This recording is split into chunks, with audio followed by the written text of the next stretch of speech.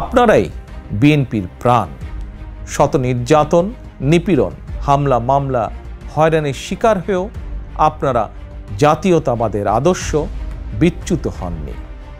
আমি জানি অতীতে বছরের পর বছর ধরে আপনাদের অনেকেই মাফিয়া সরকার এবং তাদের দোসরদের দ্বারা নির্যাতন, নিপীড়নের শিকার হয়েছে।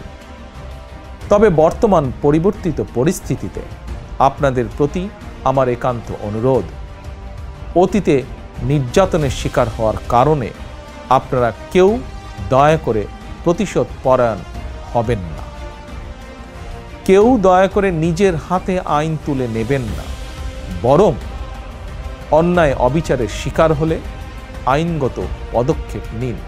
তবে খেয়াল রাখবেন, কেউ যেন হয়রানিমূলক মামলা হামলার শিকার না হয়।